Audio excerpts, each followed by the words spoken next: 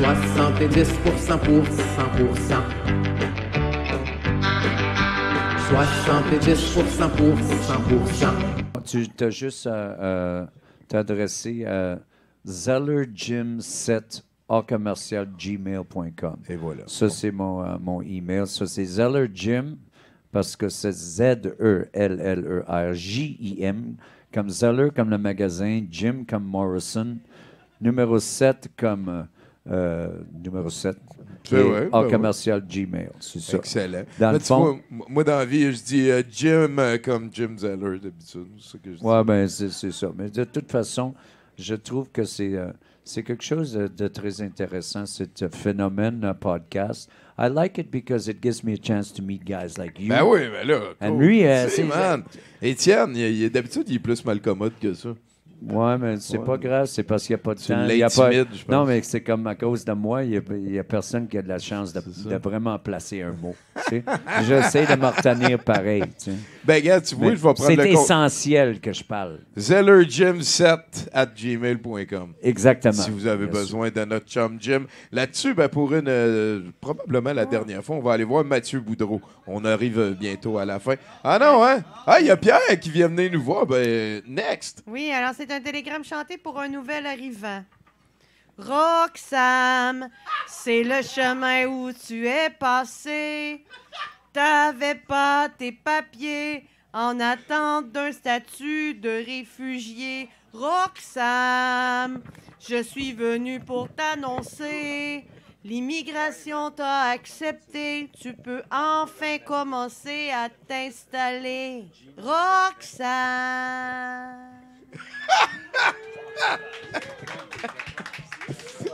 Panda Bonheur. C'est notre chum Bellemare qui vient nous voir au micro. Salut, Pierre. Salut Tommy, bon anniversaire. Merci Mon bien frère, gros. mon Tommy. Merci. Very good. Hey Jim. How are you, man? Fine. Long time no see. Écoute, nous autres, on s'est connus à la belle époque Oh, man. de danger.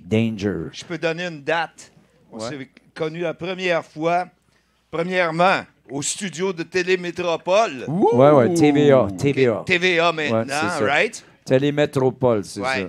Et on était au 9 octobre 1977. Il y a 77, Je oui. suis là. Jim est là. Il accompagne Michel Pagliaro à ce Ouais, moment-là. avec Pag, ben oui. Et on passe nos chansons back à back. Lui, il fait sa chanson avec Michel, la chanson finie, et Danger embarque. Ben oui, Et c'était on s'est super bon. rencontrés J'adorais. backstage, puis sur Ben stage, puis etc. La famille Bellemare, c'est ça. Oui, Puis on a- monsieur. Oui. Ça fait Ouais. déjà 46 ans, man. Le temps passe vite, mais c'est parce que nous autres, on reste jeunes. C'est du pourquoi le secret de rester jeune. Pierre? C'est les chatouilles. Non, c'est on dort vite. On dort vite. La même. Dude, That's it. man. That's secret. Nice to see you, man. Nice to see you as well. Anyway, continue. Je t'écoute. All right. Bon, ben, on va y aller d'une anecdote, ce coup-là, de mes années cinéma. Oh! Oui. Et pour rester dans le thème de la nouvelle chanson que Jim a composée, qui nous a joué au début C'est long, c'est de long, son c'est ça. entrevue, c'est une anecdote qui concerne Noël. La magie. La magie de Noël. Right? De Noël. Alors, ça se passe en 2003. On fait un film qui s'appelle Noël. Noël. Tout le monde l'a vu, c'est ça.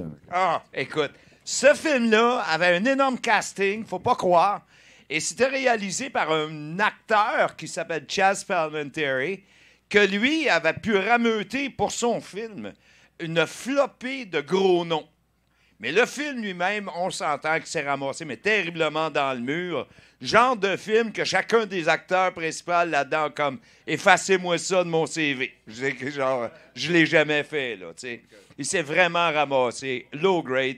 C'est une espèce de... J'ai très envie de le voir. Oh oui, il s'appelle Noël. Et puis c'est une espèce d'allégorie, là, sur...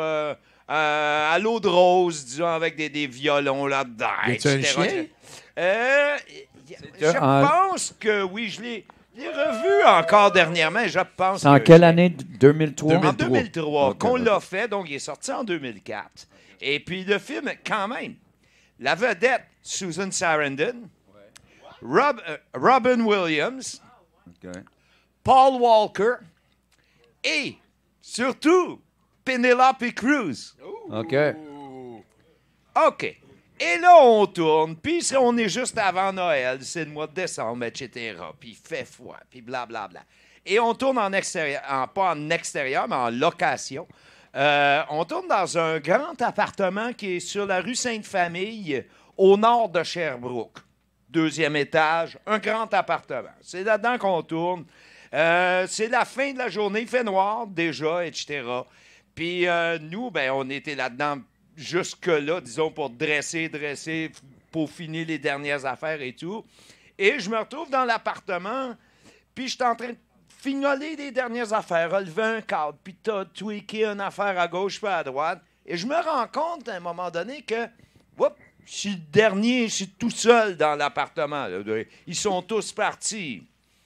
La porte se rouvre. Au moment où la porte se rouvre, j'entends qui vient de dehors, blocking. Blocking, ça, c'est une expression qu'on sort à chaque fois, juste avant qu'on tourne. Blocking, ça veut dire nous donnons le plateau à la technique. Si vous avez des choses à tweaker au niveau des caméras, si vous avez des choses au niveau de l'éclairage, si vous avez des choses à fignoler, c'est le temps, blocking, OK. Parce qu'après le blocking, on tourne puis on n'arrête plus. Fait que blocking, c'est bien, bien, bien important que il n'y a plus d'action qui se fait. Tout le monde arrête de bouger. Autrement dit, moi qui est dans l'appartement, je peux pas sortir. Tant que le walkie-talkie qui traîne dans l'appartement ne dit pas dans le walkie-talkie, c'est safe. OK, le blocking est fini. It's over. Fait que là, bon, OK, tu peux aller faire ce que tu t'en allais faire. Pierre 2003, petit dans ses shorts, genre. Puis là, je suis dans l'appartement, mais la porte s'est ouverte, puis c'est là que j'ai entendu blocking. Et qui est rentré dans l'appartement et avec qui je suis tout seul? Penelope Cruz. Penelope Cruz. Wow! C'est comme... Et elle est bien habillée parce que la scène qui va se tourner, bon, c'est une histoire de souper de famille. Hein. On a dressé une table avec un lustre, etc. Les couverts sont là et tout. Fait qu'elle, elle a l'air d'une jeune fille parce que on était en 2003, elle n'était pas vieille à ce moment-là, pas tellement vieille. Et c'était la blonde de Tom Cruise à ce moment-là. Faut savoir qu'à ce moment-là, c'était la blonde de Tom Cruise. Fait que Penelope Cruz, Tom Cruise, ça fait beaucoup de cruise, là. Les cruises. Ça cruise, là, tu sais. Et puis là, je me ramasse tout seul dans l'appartement avec Penelope Cruz. Fait que là, bonjour, etc. On s'assoit sur le couch, puis on se met à jaser. Elle ne peut pas ressortir, puis moi non plus. Personne ne peut rentrer. On est tout seuls tous les deux. À ce moment-là, ça faisait à peine quelques mois que j'étais revenu de Chine avec ma fille. J'avais adopté ma fille en Chine. Et elle est toute intéressée par cette histoire-là. Comment ça s'est passé, comment se sont passés le processus d'adoption, etc. Elle est comme terriblement intéressée par toute cette histoire-là. Et c'était la fille, premièrement, au niveau attitude autant que niveau look, c'était ta voisine d'à côté, là, girl next door, là, vraiment, là, elle n'avait rien de la super vedette qu'elle était déjà à ce moment-là. Puis en même temps, elle était d'une écoute et d'une gentillesse incroyable. J'en conserve un souvenir imparable. Wow, un potin de vedette positif. Ouais.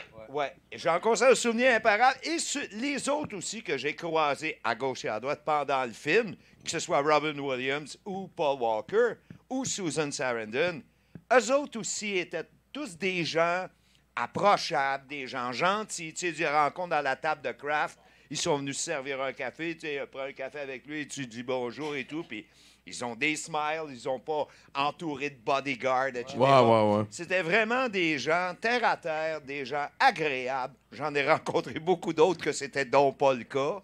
Mais dans le cas de ces gens-là, dans le contexte de ce film-là, c'était absolument agréable. Je tenais à vous raconter cette anecdote-là. Noël 2003. C'était Noël 2003. Hey, merci beaucoup, Merci. Pierre. OK, je termine en disant que Michaud, le groupe que je fais de rock franco, avec Élise comme choriste au sein du band, sera en spectacle au Quai des Brumes le 20 avril en 5 à 7. Ah, c'est donc bien cool, ça. Et que 2 jours plus tard, en 5 à 7, toujours le samedi, je vais être encore au Quai des Brumes avec mon autre band anglophone qui s'appelle Now Future. Fait que si vous avez une chance de venir voir ça, on vous attend. Asti. Ça va me faire plaisir. Pierre a pris le contrôle du Quai des Ouais, mais Brumes c'est en bon, Yes, au Quai des sir. Brumes, c'est bon. Ça fait longtemps que je n'ai pas été à Quai des Hey, Brumes. merci beaucoup, Pierre Bellemare, mesdames Pierre. et messieurs.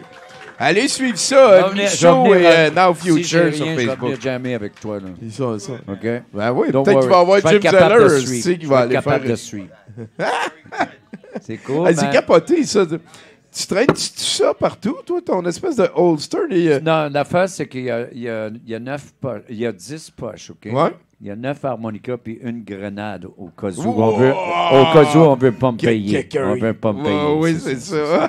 C'est an old joke, but it's a good one. Fait que, ben écoute, 70% pour 100%.